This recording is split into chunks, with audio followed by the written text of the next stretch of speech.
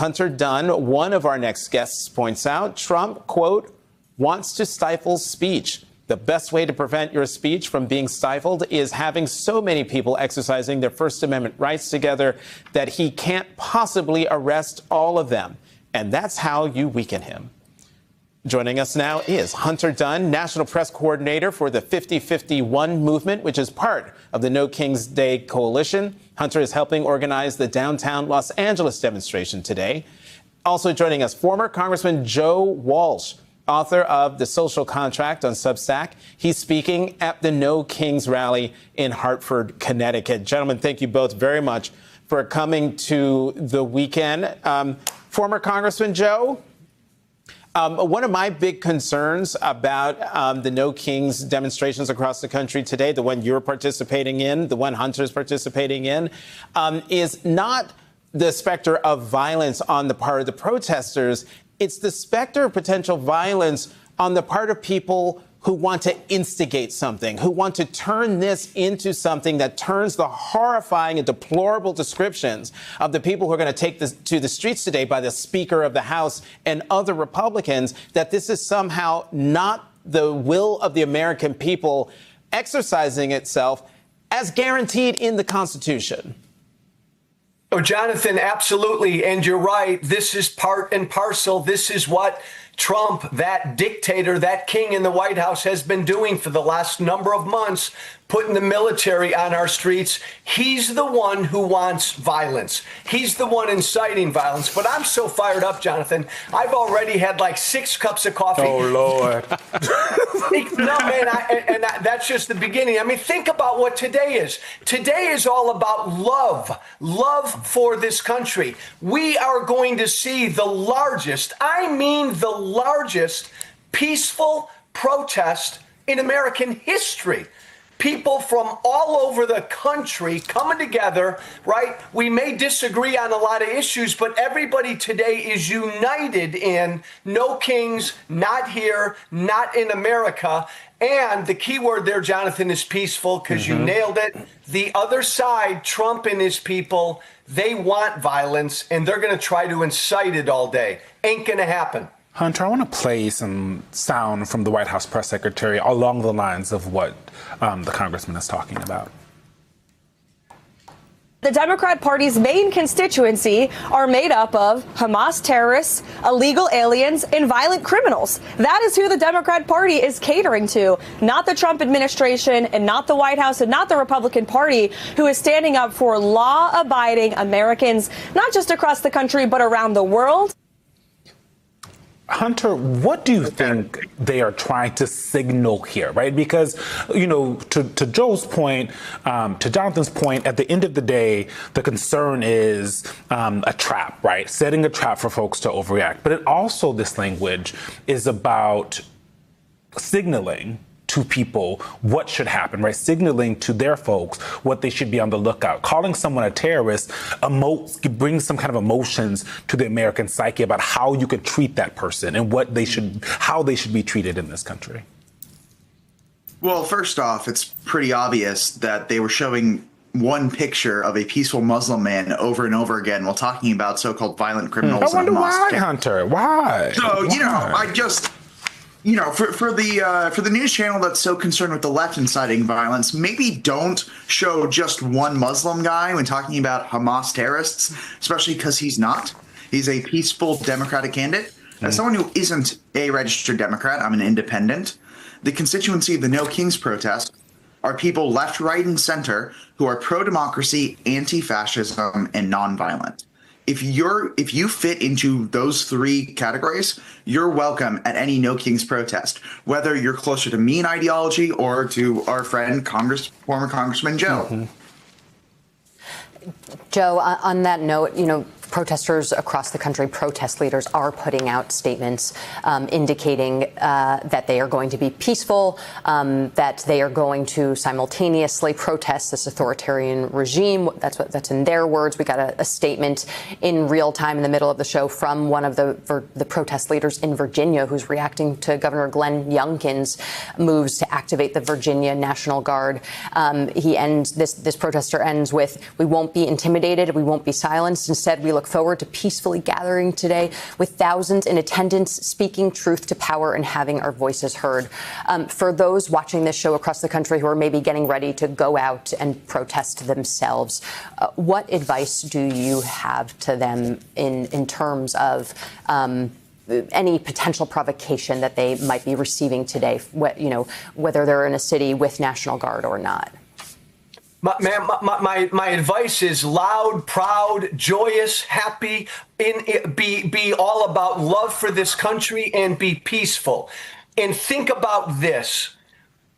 What my former party is scared to death of, and some have told me this privately. That's why Speaker Johnson and some of my former colleagues, oh my God, I mean, terrorists, calling people today terrorists, what they are afraid of is mammoth, peaceful protest.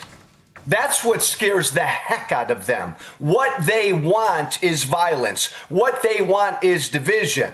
They don't want millions and millions and millions of Americans, by the way, like Hunter and I, who will be out there, who disagree on probably a bunch of policy, but we're united in defending democracy. Mm-hmm. That's what's bringing everybody out today. And that's what scares them. So my advice is be loud and proud, be a happy warrior today, love for this country. I mean, that's why you believe in no kings and remain peaceful, no matter what. Well, right. And to your point, Joe, you were talking about some of the language and rhetoric coming from your former colleagues. Let's just play a little montage of the rhetoric coming from Republicans on the Hill.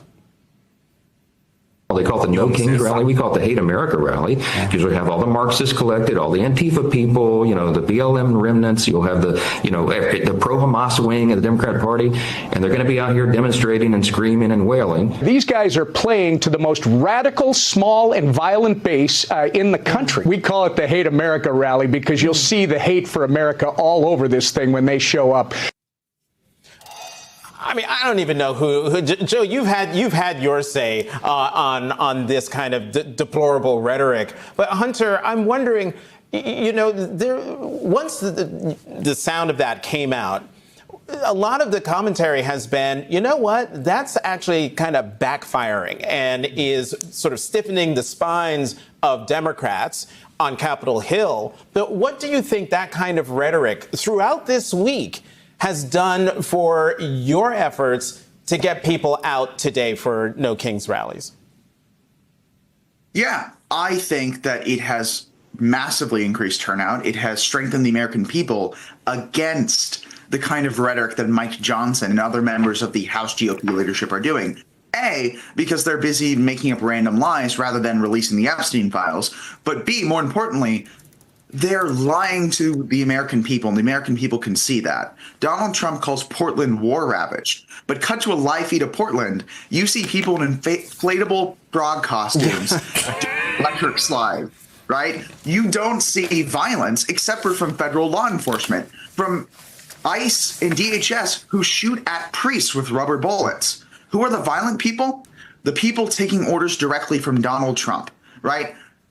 But that doesn't mean that we can do the same thing. We have to stay peaceful, not for optical reasons, not because it's simply the right thing to do, but because it plays right into Trump's hands, because he wants to manufacture a crisis to put this country under martial law. He wants to claim that there's a mass migration and illegal invasion, that there simply isn't one. He wants to claim that there is one and use it to put the country under martial law. And the only word for that is fascist. And that's why we're going to be out there protesting today. And that's why we need to do it peacefully, to show the world and to show our fellow citizens whose side they need to be on when Trump tries to bring that hammer down. I don't know if we have this as a full screen, but our producer put together some kind of Republican-leaning places where these No Kings events are. Lake Region Heritage Center in Devils Lake, North Dakota. Mineral Wells Park in Guthrie, Oklahoma. City Sidewalk in Pewee Valley, Kentucky. Little Red Schoolhouse in Beloit, Kansas. what we're seeing, Joe, is not just Democrats having issues with this. Hell, not even just independents who lean Democratic having issues with this. These are people that are looking at what they're seeing and saying to themselves, and now they're going to say to the President of the United States, there's nothing more American than us walking around and saying, we don't want a king here. We fought over this. So I want you to speak to a little bit about Republicans, because I know you're a Democrat now, but you still talk to a lot of your Republican colleagues and friends and family members who are probably going to be out there today as well, not because they are cozy with Hakeem Jeffries or Chuck Schumer, but because they don't like the idea of a king or someone overstepping the bounds of the Constitution in this country. That's such a great point. That is such a great point. I spoke at a bunch of the No Kings rallies at the last one in June. And I'll tell you what, these will be bigger. And I've been blown away in the last couple weeks from hearing from so many of my Republican friends and conservative friends who did not go out to the June rallies, who have watched what's happened the last few months in this country, and they're coming out today.